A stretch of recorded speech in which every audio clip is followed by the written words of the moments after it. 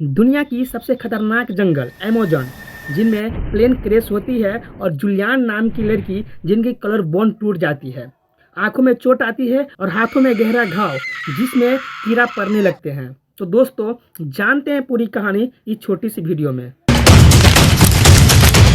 बात है 10 अक्टूबर 1954 की, जो पेरू के लीमा में जन्म हुआ था। वे जर्मनी प्राणी वैज्ञानिक मारिया और विल्हेम कोएप्के की इकलौती संतान थी।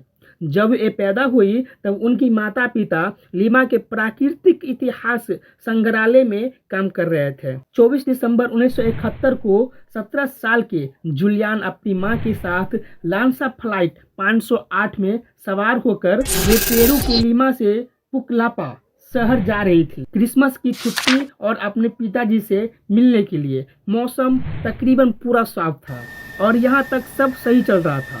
फ्लाइट में 92 पैसेंजर थे और उनमें 6 चालक दल की सदस्य थी और प्लेन अपनी मंजिल की ओर सही सलामत जा रही थी कि तभी अचानक प्लेन जोरों से हिलने लगते हैं और प्लेन की सारे पैसेंजर घबरा जाते हैं क्योंकि प्लेन तूफान में फंस चुके होते हैं। जूलियन जो विंडो सीट पर बैठी थी वह बाहर देखती है और उसे एक बहुत तेज रोशनी दिखाई देती है जो प्लेन की दाईं विंग से टकराती है। प्लेन में चीख पुकार मच जाती है, सारे अलार्म बजने लगते हैं। पायलट प्लेन को कंट्रोल करने की बहुत कोशिश करते हैं लेकिन तब तक बहुत देर हो चुकी थी और अचानक एक धमाके की आवाज होती है और जूलियन को महसूस होती है कि अब वह सीट से बंधी है, लेकिन अब वह सीट प्लेन के अंदर नहीं है। आसमान की बिजली के कारण प्लेन की टुकड़े टुकड़े हो चुकी थी और जूलियन 10,000 फीट की ऊंचाई से दुनिया की सबसे खतरनाक अमेज़न जंगल में, जहां से लोगों को बचने की तकरीबन नामुमकिन होता है, और उस अमेज़न वर्षा वन में गिर गई थी। जब उसे होश आई तो खुद को एक जंगल के पेड़ों के पास नजर आती है। जिंदा तो थी लेकिन उसकी हालात बहुत खराब हो चुकी थी। कॉलर बोन टूट चुकी थी, शरीर पर गहरा घाव और आंखों में चोट आई थी और उसे यकीन नहीं हो रहा था कि इतनी ऊंचाई से गिरने के बावजूद भी जिंदा है। दोस्तों, जूलियन की असली लड़ाई अब शुरू होने वाली थी और वह सोच रही थी कि अब यहाँ से निकलना पड़ेगा, लेकिन निकलना इतना आसान काम नहीं था। वह अपने पिताजी से सुने हुए थे, जंगल में गुम हो जाए तो सबसे पहले पानी की एक सोर्स ढूंढो, उसे फॉलो करते रहो। तभी जूलियन को गिद्धों की आवाज़ सुनाई देती है और उसे याद आता है कि उसकी माँ ने कहा था कि जहाँ गिद्ध होते हैं वहाँ कोई न कोई डेड बॉडी जरूर होता है। वह आवाज़ की दिशा में चलना शुरू कर देती है।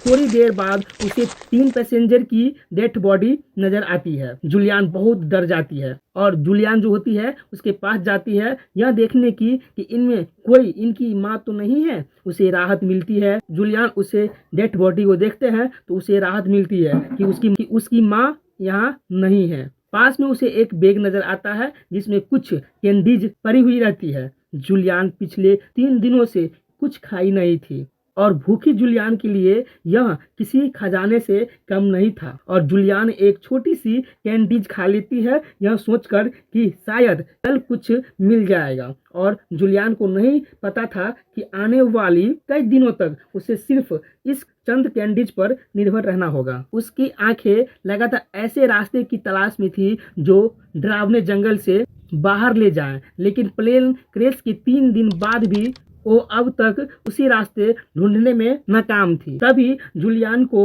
एक नदी की पानी की आवाज आती सुनाई देती है और जूलियन बहुत खुश होती है क्योंकि उसे अपने पिताजी की सलाह याद आती है। बहते हुए पानी की पीछा करना, पानी आपकी मंजिल की ओर ले जाएगा, और वह नदी के साथ साथ चलना शुरू कर देती है। कई दिन बीत जाते हैं, उसकी हालात खराब होती जा रही थी लेकिन वह हार नहीं मानती है। वह जानती है कि यही एक रास्ता है उसको इस मंजिल पे ले जाएगा।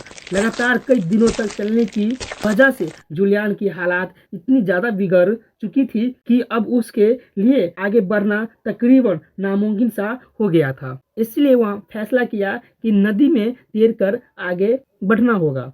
अगले 2 दिन तक जूलियन मुसलसल नदी में तैरती रही, बस खुद को जिंदा रखने के लिए। जंगल में अब उसे 8 दिन गुजर चुके थे और 17 साल की जूलियन अपने सर्वाइवल के लिए हर मुमकिन को कोशिश कर रही थी। भूख से बेहाल होकर आखिरकार पानी में मौजूद मेंढकों को खाने की सोचा, लेकिन उसके शरीर में इतनी ताकत भी नहीं थी कि वह उन्हें पकड़ सके।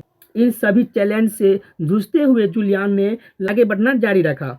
तब ही एक और मुसीबत से घेर लिया गया। नदी में तैरते हुए जूलियन को अपने बाजू पर कुछ सरसराहट महसूस होती है, जिससे कोई जिंदा चीज उसके शरीर को अंदर से खा रही हो। घबराकर तुरंत वे नदी से बाहर निकलती है और अपने जख्मों को देखते ही उसे पता चलता है कि उसके जख्मों में कीड़े पड़ चुके हैं। यह देखकर जूलियन जोर जोर से चिल्लाने लगती है, लेकिन इस वीरान जंगलों के खामोशी में उनकी चीख सुनने वाला कोई नहीं था। यह जानकर जूलियन ने हिम्मत नहीं हारी और फिर आगे बढ़ने का फैसला किया।